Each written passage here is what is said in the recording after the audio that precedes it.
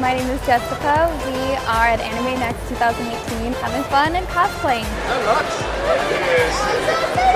So this is Elementalist Lux from League of Legends. It's her light form. It took me about 2 months to make this.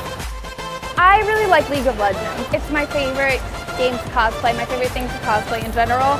I've always wanted to make this dress most of all, and so that's why I wanted to make her. Yeah, it was a ridiculous process. But this part, I just sewed it directly on.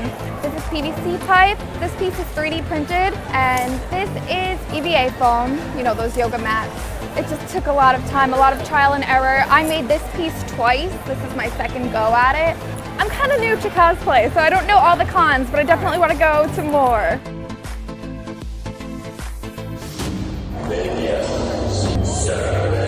My name is Maddie of Ricola Cosplay. This is Apwash from Smite. He's a Mayan god and he's very, very, very bad. Smite's a video game where gods of different pantheons, they all come together and fight. So you got Norse, Egyptian, etc., etc. And I just love Apwash.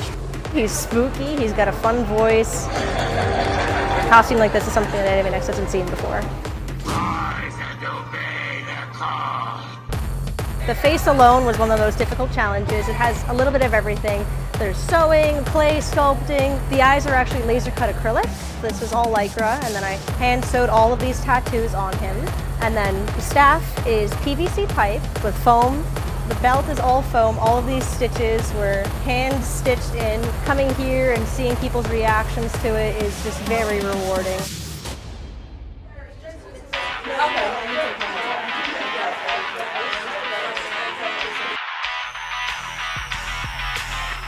I am Liz Coble.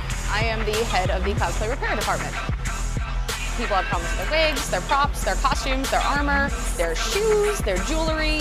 We will do our very best to do what we can to fix it.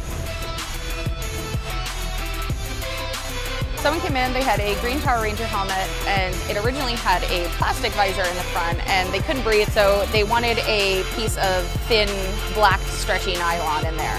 Nylon's really good that it stretches and it looks nice and smooth, and I'm sure they'll be a lot more comfortable in it. Everyone who comes in, they have something a little different, a little unique. You know, if someone comes in and you haven't encountered this before, can you come up with a unique solution quickly? Lucked out that I found 6 people who do that very well.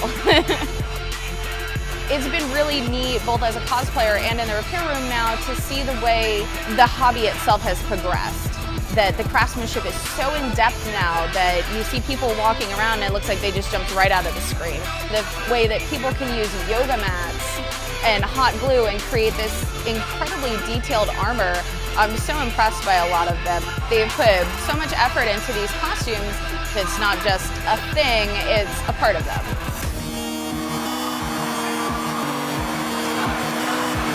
Ladies and gentlemen, let's bring out Misty's Misfits.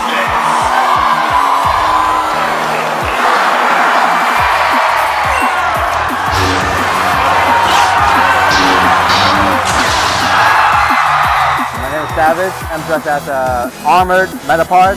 Last year at ConnectiCon was the first time I premiered this cosplay, and every con I go to after that, I added something new, more improvements, more additions. So it evolved to where it is now. When I made the helmet, I made sure like it fits properly and not too tight, so I can put a fan back here so it keeps me cool. And then I build the Metapod shape over it.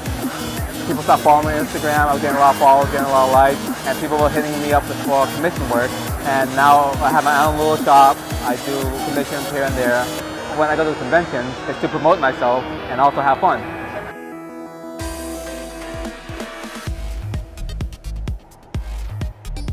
On Instagram, I go as Emily Makes. I do a lot of sewing. I do a lot of like crafty stuff.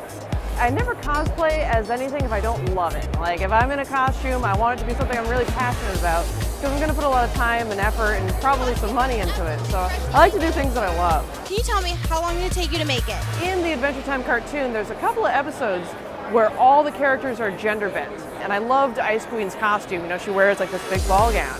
So to make it, it was something like 10 yards of like faux velvet fabric. The thing weighed a ton. I learned how to do drapey sleeves on that costume. I'd never done that before. This one is actually 3D printed. And the lenses are like, you know those cartoon sunglasses? That's all they are.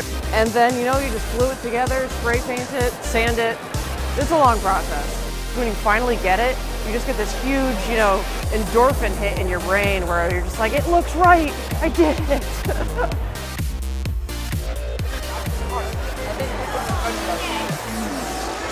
My name is Kayla Reed and we're at AnimeNEXT.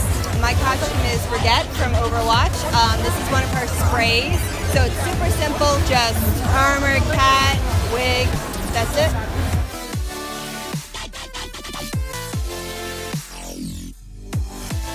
My name is Christopher Rodden Weatherall, CW Photography, and we are at ConnectiCon 2018. The first convention I went to, I offered volunteer services to get my foot in the door.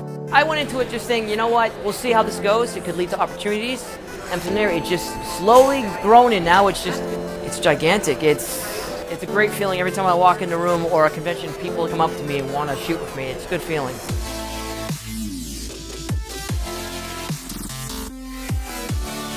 Cosplay has become such a huge part of any con scene, not just anime cons, but comic cons, comic book conventions, video game conventions. I'm so impressed by how well people have moved this forward. The way I made Alphonse from Fullmetal Alchemist was like almost true to proportion. His helmet is sitting on top of my head, and my line of sight is just to the neckline. My sister's over there, she made her Charizard costume. My friend's wearing Belle. We put this together today. This is acrylic in the middle. It got a little bit messy, so it's always last minute stuff at cons, all the time. I love doing this. There's so much positive energy I feel when I come to these events. And I've had people say, Chris, you know, you actually make me feel comfortable and feel good about myself. Like they can truly be themselves.